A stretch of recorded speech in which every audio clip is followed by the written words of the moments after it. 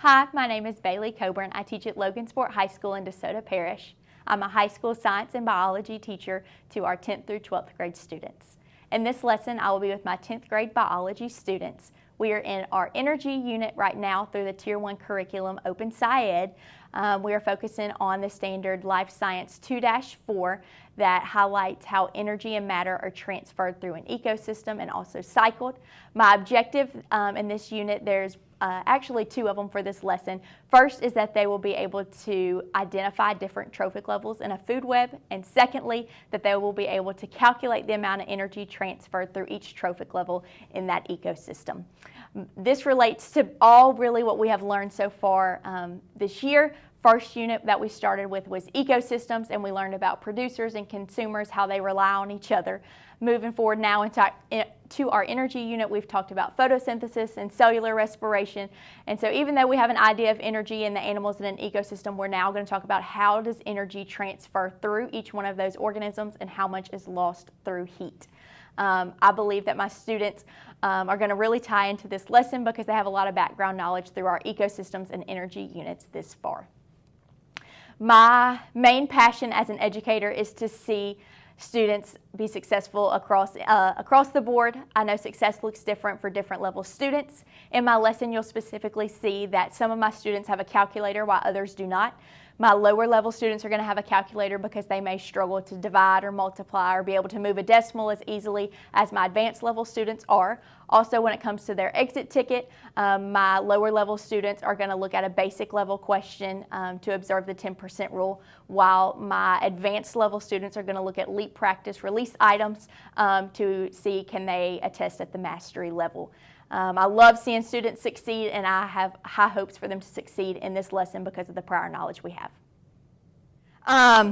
Today it's going to be important that you can tie the words that we've already learned: omnivore, herbivore, carnivore, autotroph, heterotroph, to your activity that we're going to do today, if you relate. So we are still on your standard of Life Science 2-4, talking about how does energy cycle and flow through an ecosystem. We have two objectives, or my two goals for you today. I like to call them goals. But my first goal is that you will be able to identify and label different trophic levels. Have we heard the word trophic levels before in science? No, not yet? Good, it'll be something new.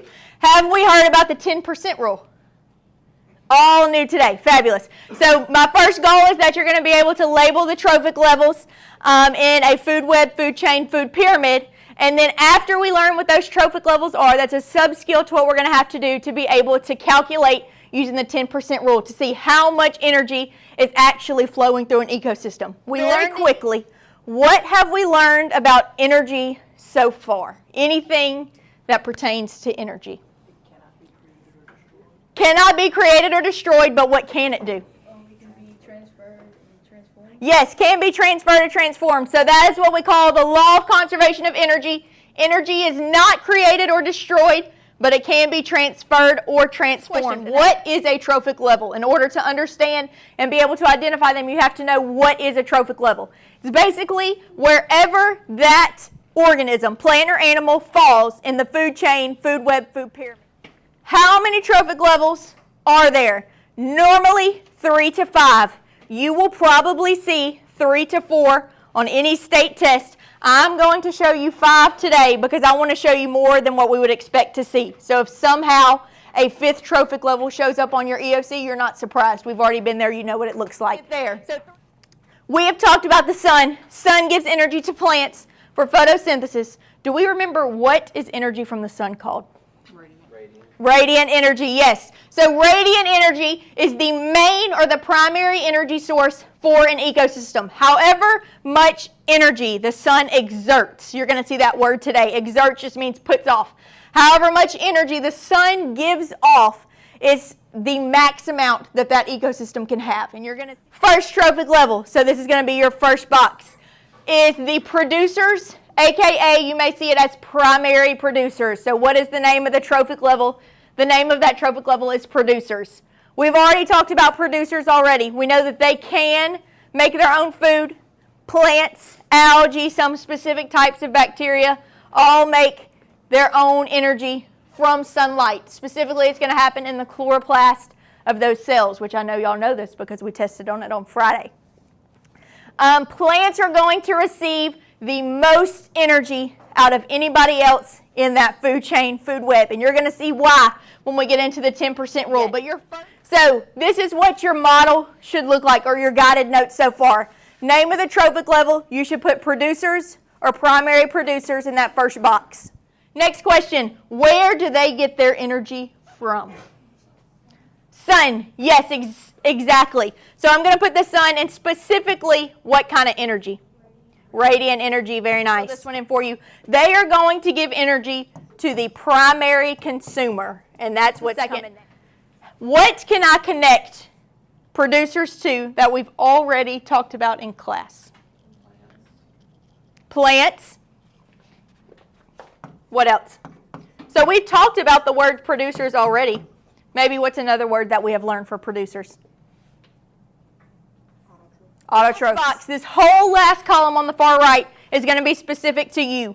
What is going to help you remember what a producer is? Whatever is going to help you remember, you write it in that last box. There's no right or wrong answer. It is specifically how are you going to remember what a producer does in this ecosystem.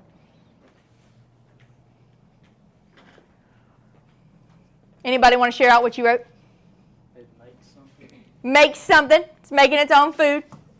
So we're going to put maybe it makes. Anybody else? Becca, what you got?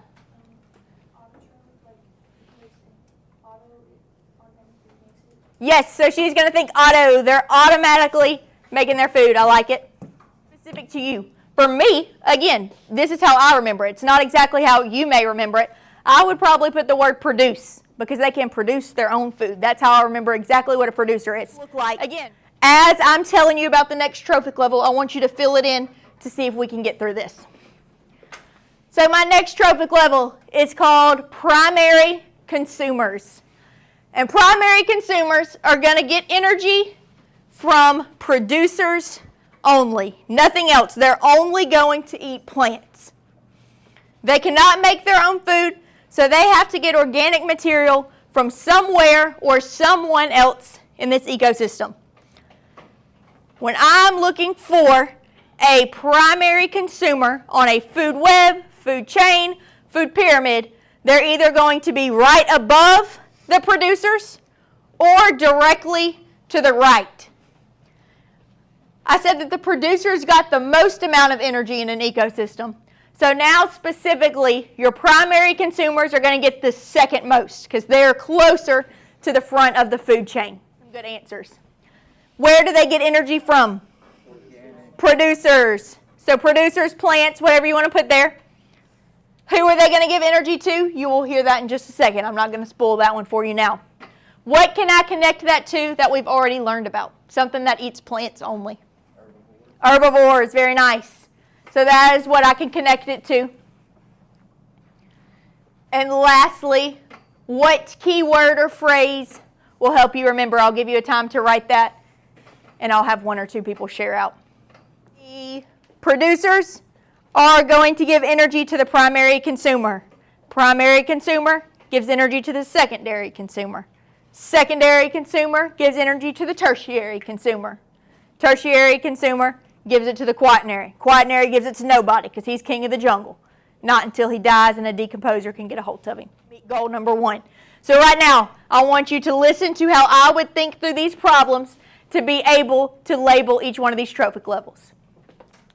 To me, the easiest ones to label are in a food pyramid, essentially because all the energy is at the bottom and it gets less as we go up to the top. That's why in a food web, I can have multiple producers. I can have multiple primary consumers. So the goal in looking at a food web, start with the producer and follow the arrows from there. So I'm very quickly. My trees and my grass are going to be producers. I'm going to label them P.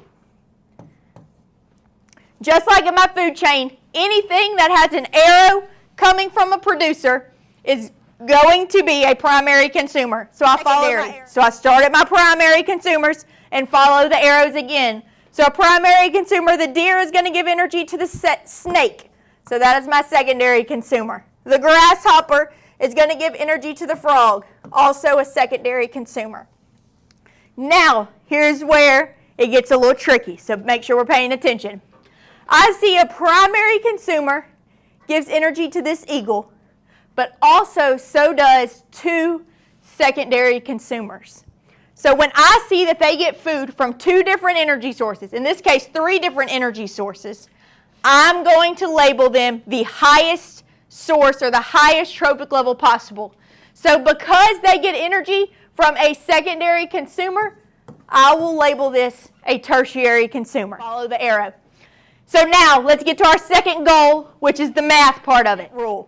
Only 10% of the energy gets passed to the next trophic level. So there's 90% of the energy that does not move from level to level. Don't worry about that. This is the job of your group, to get a poster, label it, whatever your ecosystem is, whether that's ocean or grassland or rainforest or whatever yours is, put the food web in order, draw arrows to who gives energy to who, add sun into your food web just to help our groups because they are going to have to do the math for you. You're setting up a food chain for them to do math for your group. So if you, absolutely. So how do you know this is tertiary? Because I would imagine a hyena's not eating a cheetah. Yes. What did your reading say? Look at my reading. How do I know that this is the top predator? Or how do Cheetahs are the apex predator in the grassland. apex predator? Is anybody eating an apex predator? No. So it's the top of my food chain. Poster. So every time you rotate, we're going to rotate 1, 2, 3 times, and you are going to answer questions about each one of those posters. Your recorder is going to write the answer. You should have 2 people carrying a calculator. The people carrying the calculator are going to do the math. They need to agree on that. And the 4th person in your group is going to be the reader. They're going to read the question off the board that you're supposed to answer. So I need somebody to this one 100. and this one. 10. Very nice. So you're using the move the decimal method, yes? Very smart. So if it starts with 10,000, how much does my producer get? 1,000. 1,000. So then how much would my primary get? 100. 100. So then I'm solving for what am I solving for? The secondary? Which So is 10. 10. So my secondary consumer would get 10 and 10 what? What do we measure energy in? KJ, kilojoules. No, not 5. Wait, 0.5. Hold on. This one is 100. This one So we're at 10,000. 1,000. So I'll remove 1 0. So I'm at 1,000. Remove another 0. 100. Remove another 0. 10. 1. 1. There we go. Oh my With god. your exit tickets, I want us to think back to what our original goals for today were. We had 2 goals. My first goal was that you were going to be able to identify and label trophic levels in a food web. How do we feel about that? Show me on your cards. Red, yellow, green. How do we feel? I got some reds. I hope those are going to change. Greens. I know you're lying. Yellow. Okay, so for the most part, nobody is red. So we're okay, which is what I expect because we're going to keep practicing this throughout the week. Right now, everybody should be a green or a yellow if we're getting mastery. How do you know that you can do what I'm asking you to do in the goal? How do you know you can label a trophic level? We just did. So you did one in a group. You've done some with your partner. You have your notes with you right now. Absolutely. So you're going to do it independently on your exit ticket. So labeling was... Throughout this lesson, my students demonstrated mastery from the partner practice problems to the group project and gallery walk and even through their independent exit tickets. So I believe they really got a good grasp on the standards and objectives that were presented to them. After reflecting and thinking back on this lesson, I think they really would have benefited from a student exemplar model. It would have just created that clear, concise expectation for them, but also given them more of a student's perspective on the assignment. I think next year, whenever I teach this lesson again, I'll definitely add a student exemplar before we go into the group gallery walk assignment. This lesson was pivotal because it really wrapped up this standard for my students. So in Unit 1, we talked about predator-prey relationships and knowing how energy moves. But in this lesson, we specifically looked at the trophic levels and how the math is used with the 10% rule. And the standard talks about using mathematical claims to support energy transfer.